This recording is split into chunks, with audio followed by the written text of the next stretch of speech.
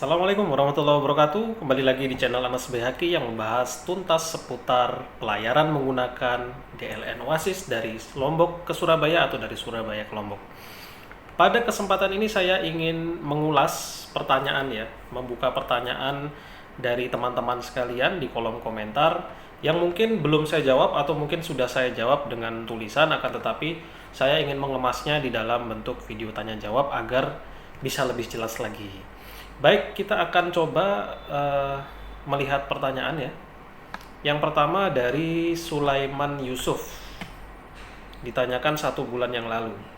Gimana cara persyaratannya kalau sekarang, Pak? Nah, persyaratannya cukup mudah. Pertama adalah hasil tes swab antigen yang berlaku 1 kali 24 jam. Jadi usahakan teman-teman tesnya itu adalah di hari yang sama ketika akan berlayar. Jadi jangan sampai pindah tanggal ya. Itu lebih aman sih. Nah, itu 1 kali 24 jam yang dimana harus dilegalisir dulu di KKP. Di KKP di pelabuhan setempat. Kemudian syarat kedua adalah sertifikat vaksin. Sertifikat vaksin sekarang sudah dipersyaratkan untuk pemberangkatan dengan kapal DLN Oasis maupun Batu Layar. Nah, kemudian tentu saja beli tiket ya, bayar tiketnya. Kemudian pertanyaan kedua dari Zen Abid Supir Manis. Mohon dijawab ya Gan. Kita rombongan pakai bis besar gitu, tiketnya langsung gabung sama bis ya. Maksud saya tidak pisah tiket kendaraan sendiri, rombongan sendiri. Nah, kalau bis ini menurut keterangan dari bagian tiketingnya, ada juga keterangannya di tabel. Kalau tidak salah ingat itu satu bis itu gratis 4 penumpang, 2 atau 4 penumpang, saya lupa. Sisanya kalau ada penumpang lain dihitung tiket personal. Apakah dia dewasa ataupun anak-anak. Jadi yang include dengan tiket bisnya hanya 2 atau 4 orang ya, saya lupa. Pokoknya nggak semuanya. Seperti itu. Kemudian pertanyaan dari Rahmat Ansyori 1 bulan yang lalu. Matur nuwun infonya Mas. Nyuwun sewu permisi mau tanya. Saya rencana ke Lombok dari Jogja bawa mobil, belum pernah ke Perak. Baiknya kalau kapal belum sandar atau sandar masih lama, tunggu di dekat dermaga atau bagaimana?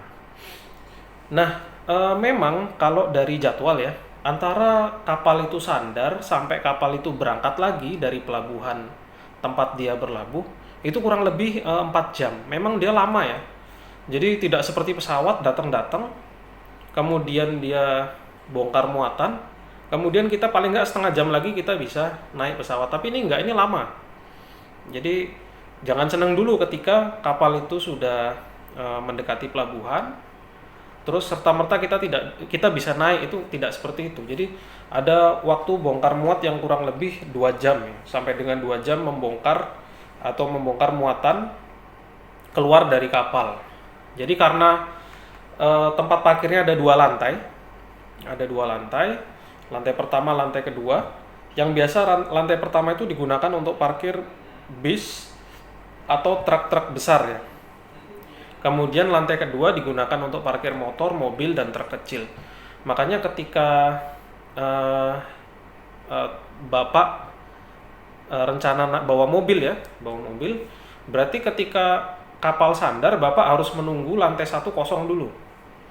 Bis kosong. Kemudian truk-truk besar keluar satu persatu perlahan-lahan. Kalau sudah kosong, lantai 1 kosong, maka pintu atau jembatan lantai kedua akan diturunkan. Nanti yang keluar truk dulu, truk kecil, truk satu persatu, baru keluar mobil. Setelah keluar mobil, baru motor terakhir. Nah, kalau udah keluar motor, udah kosong kendaraan di kapal itu, yang naik pertama motor. Jadi motor yang akan naik itu motor dulu yang naik ya. Motor yang akan berlayar, motor dulu yang naik, baru disusul mobil pribadi. Gitu. Jadi memang agak lama. Jadi kalau misalkan kapalnya belum sandar, apalagi belum sandar ya, kapal sandar aja bongkar muatnya lama, ini belum sandar. Nah itu ya mendingan ya jalan-jalan dulu nggak apa-apa, sekitar sekitar pelabuhan ya. Mungkin nyari makan dulu atau rekreasi dulu tidak apa-apa, karena memang cukup lama. Setelah sandar itu kemudian bongkar muatnya cukup lama. Nah, untuk lebih jelasnya bisa dicari di aplikasi marinetraffic.com. Itu bisa dimonitor seperti dimonitornya pergerakan pesawat di Flight Radar 24. Jadi ini untuk kapal ya, marinetraffic.com itu untuk kapal. Yang videonya ada di sini ya, videonya sudah saya pernah buat. Nah, ini untuk memonitor pergerakan kapal. Jadi nanti bisa dilihat DLN Oasis atau Batu Layar itu sudah sampai mana, udah mendekati pelabuhan atau belum, seperti itu. Jadi mohon bersabar ketika memang kapalnya belum sandar, itu akan lama sekali ya. Kemudian arena balap liar, waduh. Kita nunggunya di mana ya, Gan? Di ruang tunggu ya, kalau di Surabaya di Tanjung Perak itu di Gapura Surya Nusantara.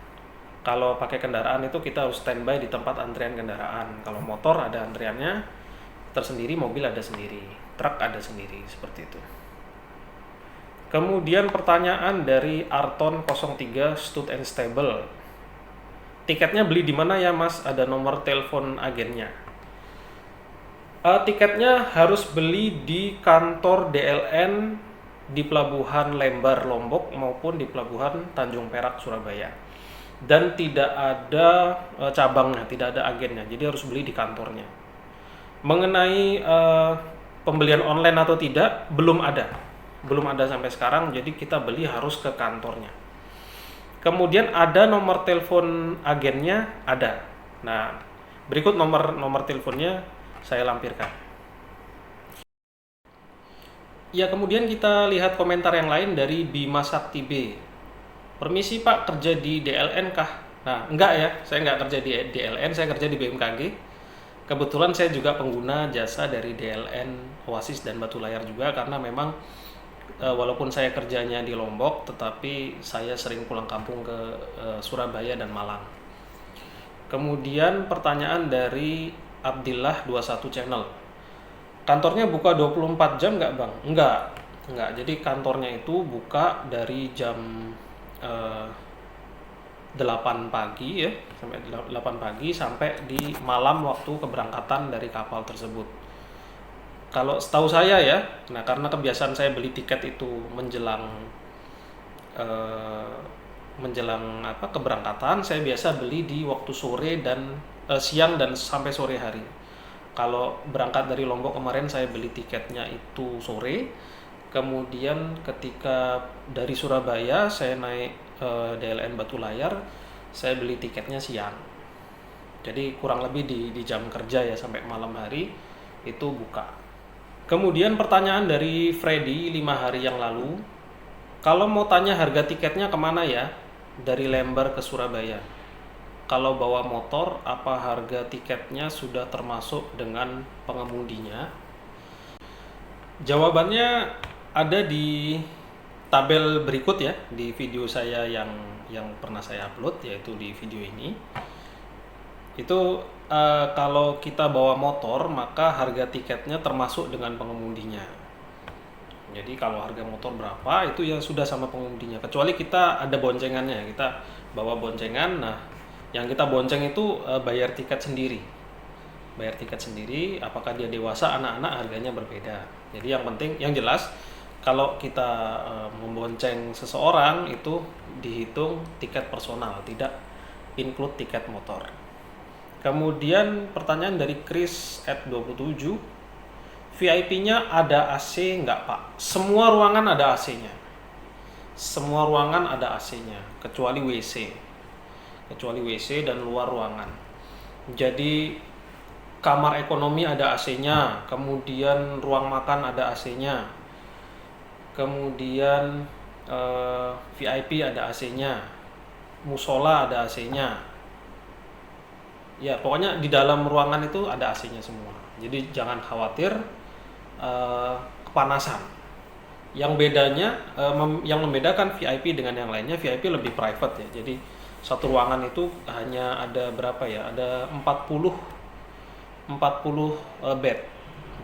Itu pun tidak semua berminat untuk menyewa bed ya di kapal DLN Oasis yang VIP ya, kamar VIP, karena mahal sekali 200.000 per bed gitu. Jadi orang mikir-mikir kalau mau eh, menyewa kamar VIP, kecuali kita memang mencari kenyamanan dan kita kebetulan punya rezeki lebih, ya itu nilai nilai plus ya buat kita, karena kita bisa menyewa kamar VIP dan ada AC-nya tentu saja. Demikian yang dapat saya sampaikan, semoga informasi ini bermanfaat. Tonton terus channel Anas Baihaqi. Kalau memang suka dan bermanfaat, silakan share video ini ke teman-teman kalian, dan jangan lupa like dan subscribe.